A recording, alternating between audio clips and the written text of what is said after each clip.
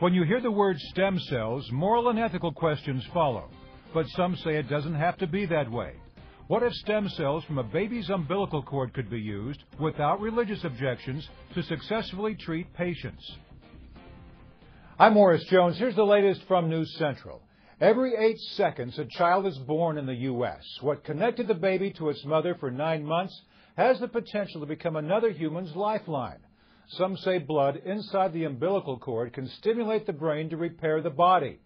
Take the case of a woman from South Korea, paralyzed for 20 years because of a spinal cord injury. Doctors treated her with stem cells from umbilical cord blood, and with tears in her eyes, she was able to take a few steps over the weekend with the help of a walking frame.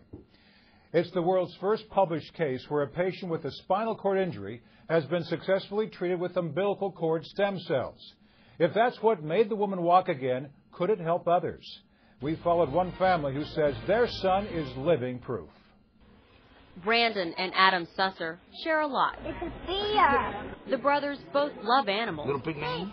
They're 4 years old, twins, 100% boy. Dad, look. But there is one obvious difference. Adam, head up. Adam has cerebral palsy. He suffered serious brain damage because of complications when he was born. We made a perfect child, but the asphyxiation disintegrated the white matter of his brain. And then the Sussers found out Adam was blind. Doctors told Mom and Dad he would never be able to see. Every mother wants their child to be able to look in their face and smile or recognize their own mom. I wanted him to be able to see me and recognize me.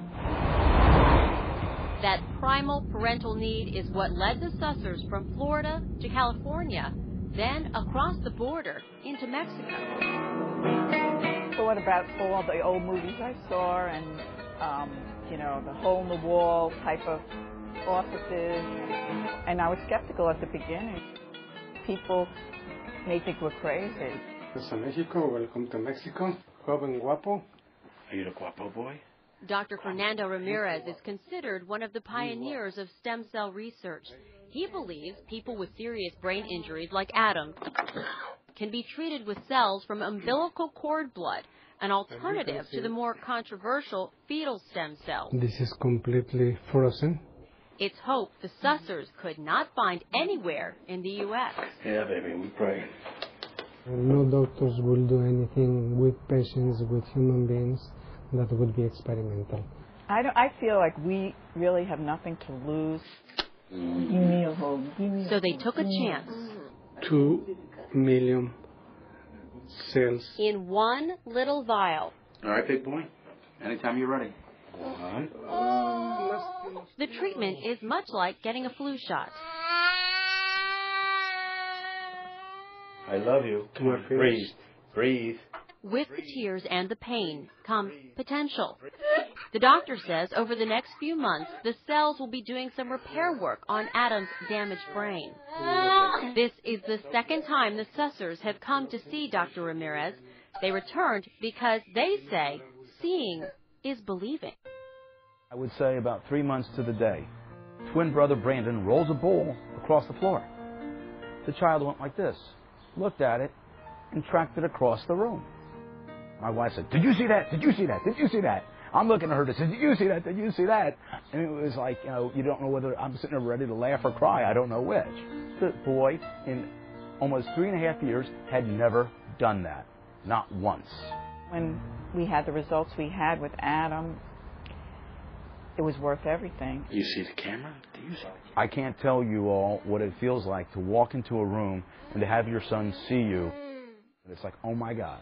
Is it the stem cells? Is it God? Is it prayer? Is it time? So why did the Sussers have to leave the country to get this kind of treatment? It's not a moral or ethical issue since the cells are taken from the umbilical cord of a newborn baby instead of an embryo. Rather, the federal government says it's a safety issue.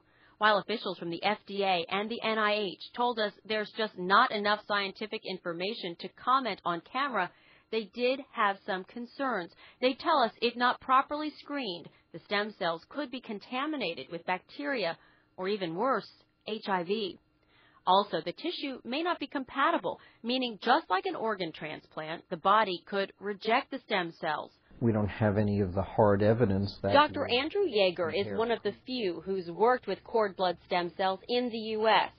Even he has his doubts.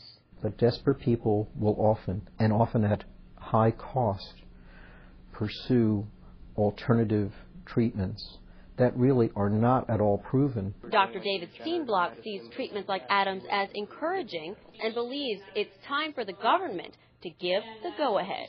These cells are absolutely fantastic, and yet they're still not available for the general public and for these different diseases.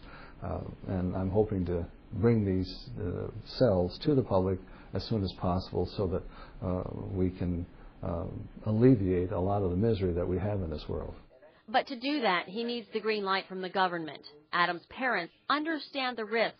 They've had their doubts, but they've done their research, seen specialists, and now they say they have documented proof that something's happening.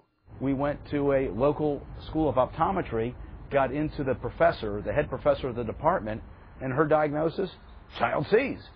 In fact, the doctor prescribed glasses for Adam. I think stem cells is the way of the future for our son. There is not enough money in this world to give us that joy, to have that feeling just to be seen by your own son. Open your eyes, yeah. And to know that he recognizes you and loves you.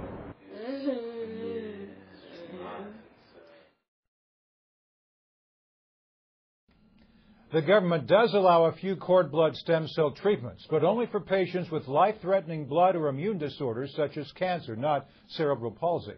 And we must point out that cord blood treatment for cerebral palsy is an experimental therapy.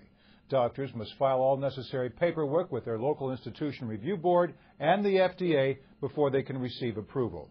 To read more about umbilical cord stem cell research, log on to our website, newscentral.tv, and click on the Sightseeing section.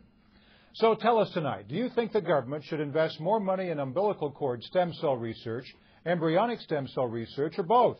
Go to newscentral.tv and vote. We'll have the results tomorrow.